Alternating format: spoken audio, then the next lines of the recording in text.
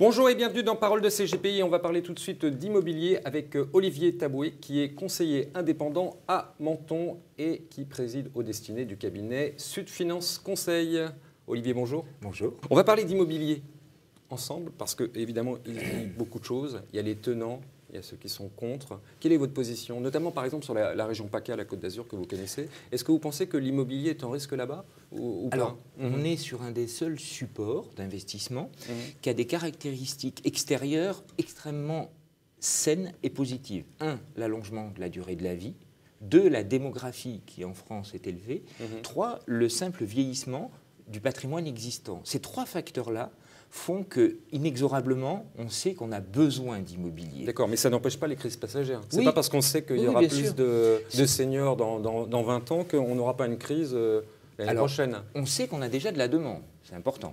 Ensuite, crise, on peut peut-être le modérer et évoquer des corrections. Vous savez que les soldes, ça ne marche pas super bien, hein, parce que c'est la crise quand même. Donc, oui, mais c'est pour ça que je dis des corrections. Vous avez des maisons qui marchent très très bien, qui ne font pas de soldes. Ouais. Bon, donc il y a des corrections. Ces corrections, c'est simplement, il y a eu des secteurs en France qui étaient atteints et où on a vendu des choses à des prix qui n'étaient pas sains.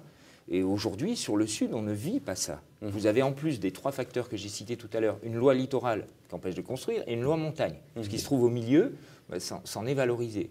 Et de tout temps, depuis 10 siècles, chaque fois qu'il y a un peuple, une nation qui gagne de l'argent, elle essaye de l'investir dans le sud de la France. Parce qu'il y a une stabilité. En fait, vous dites que ça va monter parce que c'est par la force des choses. Dans le temps, ça va monter par la force des choses, parce que moins vous avez de produits et donc plus vous la avez de crise, demande. la hausse des taux d'intérêt, tout ça, ça n'existe pas pour vous? Non, c'est pas que ça n'existe pas. Je dis simplement qu'aujourd'hui, si on se pose et qu'on a un investissement moyen-long terme, l'immobilier répond parfaitement. Pour preuve. Mais par rapport à quoi? Par rapport à de l'assurance vie? Par rapport aux autres secteurs d'investissement qui vont présenter soit plus de risques, soit plus d'opacité. Aujourd'hui, on a une transparence. Un bien, il existe.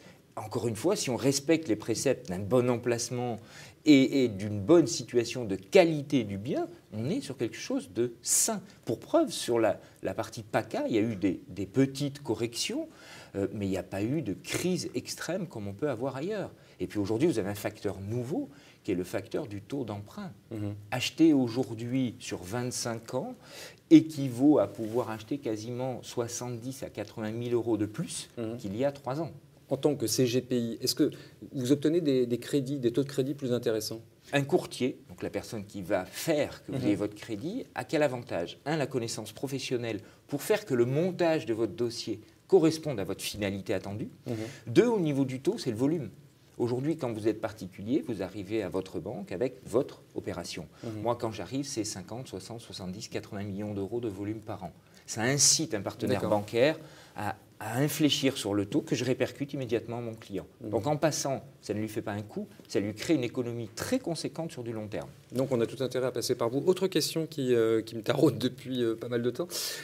Imaginons j'achète un appartement. Est-ce qu'il vaut mieux l'acheter cash, à supposer que j'ai bien sûr l'argent nécessaire, ou est-ce qu'il vaut mieux passer par le crédit? C'est selon la situation. Il y a un appartement à 300 000 euros, j'ai les 300 000 euros sur un contrat d'assurance vie, vous pensez que c'est mieux de le payer en cash que... Si on est sur de l'immobilier qu'on va destiner à être meublé, vous pouvez payer cash parce que l'amortissement va gommer votre fiscalité.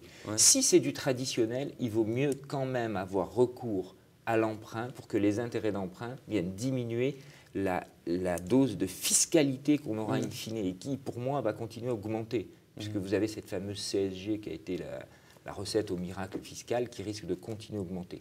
Donc c'est selon chaque situation. Mais il y a une différenciation entre actifs et retraités ou pas dans ce domaine? Oui.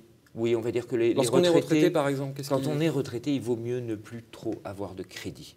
Tout simplement parce que vous avez économisé toute une vie et les revenus qui vont se dégager, c'est le fruit du labeur de votre vie. Et donc, il vaut mieux avoir les revenus, trouver la solution fiscale qui fasse qu'on ne soit pas imposé, plutôt que d'aller encore partir sur des requêtes de crédit où là, la problématique assurance, dès que vous passez 65 ans, existe et pèse sur votre rentabilité. Olivier, merci beaucoup pour toutes ces explications et au plaisir de vous retrouver dans les prochains mois sur ce studio. Merci beaucoup. Merci.